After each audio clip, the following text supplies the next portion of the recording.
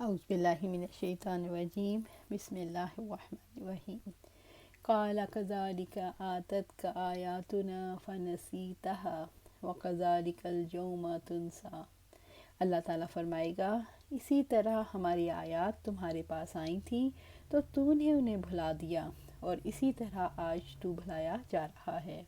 سورۃ طٰہٰ آیا 126۔ قال کذالک آتتک آیاتنا فنسیتها۔ اللہ تعالیٰ فرمائے گا، اسی طرح ہماری آیات تمہارے پاس آئی تھیں تو تو نے انہیں بھلا دیا۔ رب العزت فرمائیں گے کہ تمہارے پاس میری آیات پہنچی تھیں مگر تو نے انہیں یاد نہ کیا، تو نے انہیں بھلا دیا، تو نے ان سے منہ موڑا، تو نے ان سے غفلت برتی۔ تم نے قرآن سیکھا اور پھر اس کو بھلا دیا اور تم آگ میں ڈال دیے گئے۔ رب العزت نے کہا، آج کے دن تم بھلائے جاتے ہو کیونکہ اب تمہاری کوئی اہمیت نہیں، نہ تمہاری صدا سنی جائے گی اور نہ تمہاری چیخ و پکار کا اثر ہوگا، اور اس کی وجہ کیا ہے کہ تم نے اللہ کی کتاب کا حق ادا نہیں کیا، یعنی تم نیکی کرنا بھول گئے اور برائی کرنا نہیں بھولے۔ رب العزت نے فرمایا، جن لوگوں نے اپنے دین کو دل لگی اور کھیل بنایا اور دنیا کی زندگی نے انہیں دھوکے میں ڈال رکھا تھا، تو آج ہم بھی انہیں بھلائے دیتے ہیں، جیسا کہ انہوں نے اپنے اس دن کی ملاقات کو بھلا دیا تھا، اور جیسا کہ ہماری آیات کا انکار کیا کرتے تھے۔ سورۃ الاعراف آیا 51۔ وَكَذَلِكَ نَجْزِي مَنْ أَسْرَفَ وَلَمْ يُؤْمِنْ بِآيَاتِ رَبِّهِ وَلَعَذَابُ الْآخِرَةِ أَشَدُّ وَأَبْقَىٰ۔ اور اسی طرح ہم بدلہ دیتے ہیں اس شخص کو جو حد سے گزر جاتا ہے اور اپنے رب کی آیات پر ایمان نہیں لاتا، اور یقیناً آخرت کا عذاب زیادہ سخت اور زیادہ باقی رہنے والا ہے۔ سورۃ طٰہٰ آیا 127۔ وَكَذَلِكَ نَجْزِي مَنْ أَسْرَفَ۔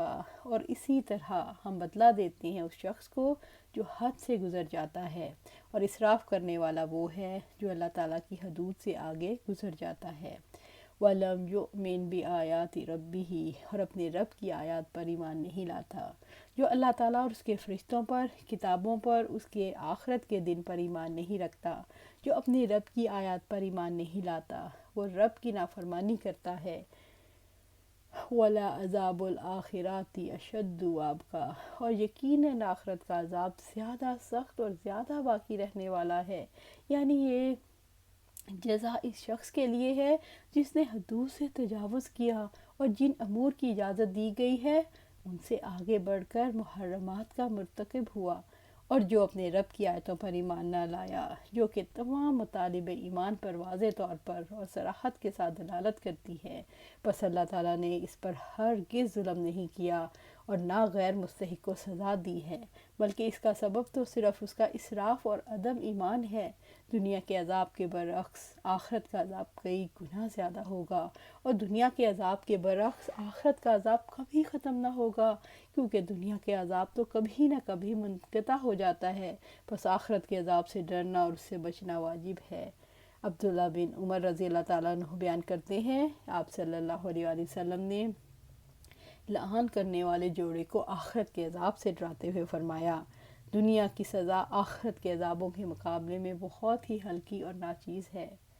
فَلَمْ يَهْدِ لَهُمْ كَمْ أَهْلَكْنَا قَبْلَهُمْ مِنَ الْقُرُونِ يَمْشُونَ فِي مَسَاكِنِهِمْ إِنَّ فِي ذَلِكَ لَآيَاتٍ لِأُولِي النُّهَىٰ۔ تو کیا ان لوگوں کو اس بات نے ہدایت نہیں دی کہ ہم نے ان سے پہلے کتنے ہی زمانے کے لوگوں کو ہلاک کر دیا جن کی بستیوں میں چلتے پھرتے ہیں، بلا شبہ اس میں یقیناً عقل والوں کے لیے بہت سی نشانیاں ہیں۔ سورۃ طٰہٰ آیا 128۔ افلم یہد لہم کم اہلکنا قبلہم من القرون یمشون فی مساکنہم۔ تو کیا ان لوگوں کو اس بات نے ہدایت نہیں دی کہ ہم نے اس سے پہلے کتنے زمانے کے لوگوں کو ہلاک کر دیا جن کی بستیوں میں یہ چلتے پھرتے ہیں؟ کیا جھٹلانے والوں کو اس بات نے رہنمائی نہیں دی کہ ہم نے کتنی قومیں ہلاک کر دیں، اور جو رسولوں کو جھٹلاتی تھیں جن کے گھروں میں اب یہ چل پھر رہے ہیں؟ رب العزت نے فرمایا، کیا تم کافر ان سے بہتر ہیں؟ یا تمہارے لیے اگلی کتابوں میں معافی ہے، یا وہ کہتے ہیں ہم بدلہ لے کر رہنے والی جماعت ہیں۔ سورۃ القمر آیا 43 اور 44۔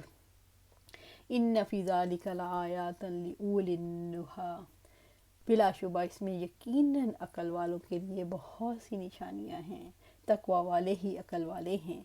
عقل مند لوگ آج ان علاقوں میں چل پھر رہے ہیں جہاں کل کے لوگ ہلاک ہوئے تھے۔ یہ سبق ہے کہ امنگیں، آرزوئیں، منصوبے سب خواب میں مل جانے والے ہیں۔ وَلَوْلَا كَلِمَةٌ سَبَقَتْ مِنْ رَبِّكَ لَكَانَ لِزَامٌ وَأَجَلٌ مُّسَمًّى، اور اگر آپ کے رب کی جناب سے ایک بات نہ ہوتی اور یہ مقرر وقت نہ ہوتا تو عذاب ضرور لازم ہو جاتا۔ سورۃ طٰہٰ آیا 129۔ وَلَوْلَا كَلِمَةٌ سَبَقَتْ مِنْ رَبِّكَ لَكَانَ لِزَامًا وَأَجَلٌ مُّسَمًّى، اور اگر آپ کے رب کی جناب سے یہ ایک بات نہ ہوتی اور ایک مقررہ وقت نہ ہوتا تو عذاب ضرور لازم ہو جاتا۔ اللہ تعالیٰ نے فرمایا کہ اللہ تعالیٰ کی طرف سے پہلے ہی مقرر شدہ اور معین کردہ بات نہ ہوتی تو اسی وقت عذاب آ چمٹتا۔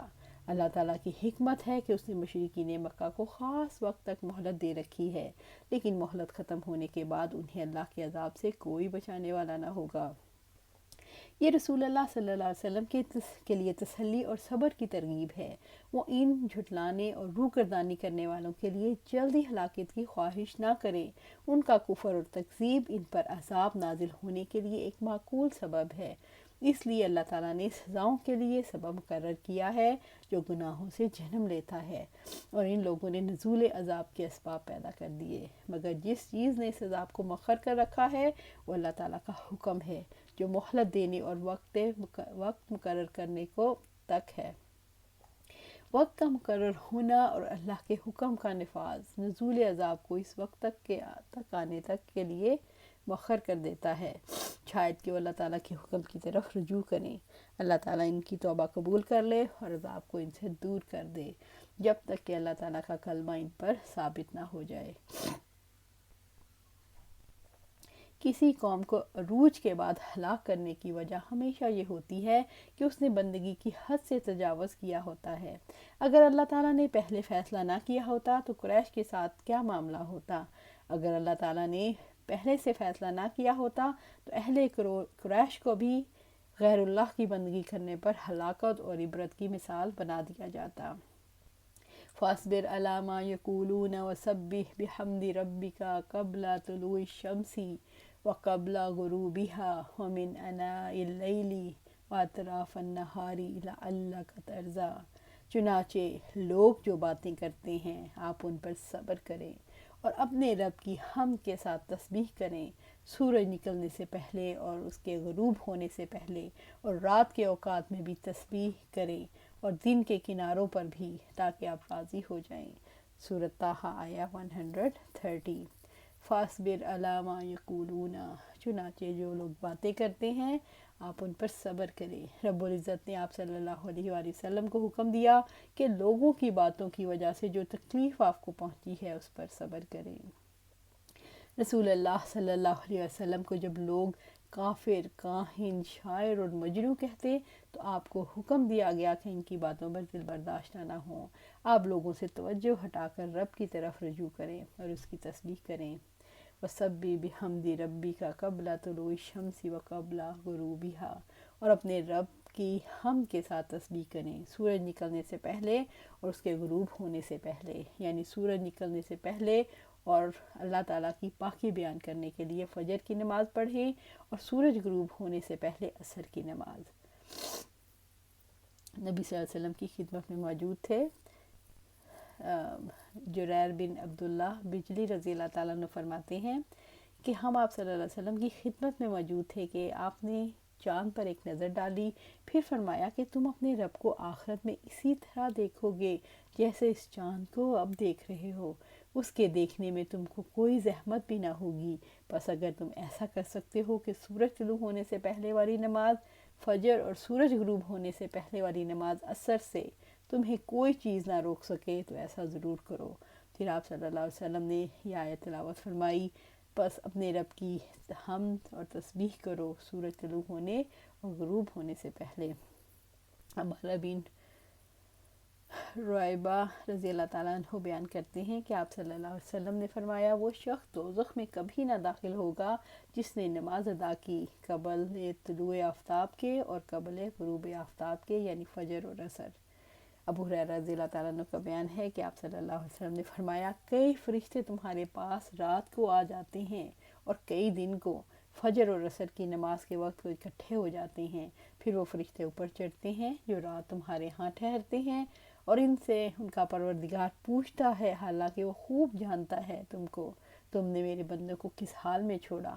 وہ کہتے ہیں، جب ہم ان کے پاس سے روانہ ہوئے تو نماز پڑھ رہے تھے، اور جب ان کے پاس پہنچے تو وہ نماز پڑھ رہے تھے۔ سبحان اللہ، اللہ سبحانہ تعالیٰ ہمیں ان میں شامل فرمائے۔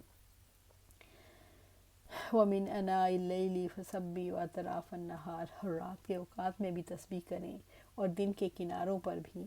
رات اور دن کی عبادت انسان کو سکون فراہم کرتی ہے، اللہ تعالیٰ کی رضا کا باعث بنتی ہے۔ لَعَلَّكَ تَرْضَىٰ، تاکہ آپ راضی ہو جائیں۔ اگر آپ صلی اللہ علیہ وسلم اس پر عمل پیرا ہوئے تو شاید آپ صلی اللہ علیہ وسلم اپنے رب کے عطا کردہ دنیاوی اور اخروی ثواب پر راضی ہو جائیں، آپ کو اطمینان قلب حاصل ہو۔ اپنے رب کی عبادت سے آپ آنکھیں ٹھنڈی کریں اور ان کی اذیت رسانی پر اس عبادت کے ذریعے سے دل کو تسلی ہو، تب آپ صلی اللہ علیہ وسلم کے لیے صبر بہت آسان ہو جائے گا۔ اس سے مراد ہے جو مقام آخرت میں آپ کو ملے گا، امید ہے آپ کا نفس اس سے راضی ہو جائے۔ رب العزت کا ارشاد ہے، اور جلد ہی تیرا رب تجھے اتنا دے گا کہ پھر تم خوش ہو جاؤ گے۔ سورۃ الضحیٰ آیہ 5۔ آپ صلی اللہ علیہ وآلہ وسلم سے کہا گیا کہ ان کی باتوں پر صبر کریں، اللہ تعالیٰ کی تسبیح کریں اور دن اور رات کے اوقات میں نماز قائم کریں۔ اس طرح سے آپ راضی ہو جائیں گے، یعنی آپ کی گھبراہٹ، پریشانی اور غم دور ہو جائے گا۔ تسبیح اور نماز کی تلقین مکی دور کی انتہائی سخت حالات میں کی گئی۔ اس سے پتہ چلتا ہے نماز اور ذکر مومن کی ڈھال ہیں، اسی سے فتوحات کے دروازے کھلتے ہیں، اسی سے اطمینان نصیب ہوتا ہے، اسی سے راستے ہموار ہوتے ہیں۔ تسبیح سے مراد 5 نمازیں ہیں۔ اپنے رب کے لیے نماز پڑھو اور اپنے رب کا شکر ادا کرو، یعنی اچھے عمل کرو اور اس کے احکامات کی پابندی کرو۔ رات اور دن کی عبادت انسان کو سکون فراہم کرتی ہے اور اللہ کی رضا کا باعث بنتی ہے۔ اللہ تعالیٰ کی تسبیح سے اللہ تعالیٰ کا قرب حاصل ہوتا ہے، اللہ تعالیٰ کی تسبیح سے اطمینان حاصل ہوتا ہے، اللہ تعالیٰ کی تسبیح سے انسان خود کو اطمینان بخش اور فرحت بخش رفاقت میں محسوس کرتا ہے۔ تسبیح اور عبادت کا پھل رضا الہی ہے۔ اے اللہ ہمیں بھی ان نمازوں کا پابند بنا دے، ان کو قائم کرنے کی توفیق دے، اور ہمیں اپنی رضا میں ہم تجھ سے راضی اور تو ہم سے راضی ہو جا۔ اللہ سبحانہ تعالیٰ ہمیں قرآن و سنت پر عمل کرنے کی توفیق دے اور اس پر جما دے۔ آمین یا رب العالمین۔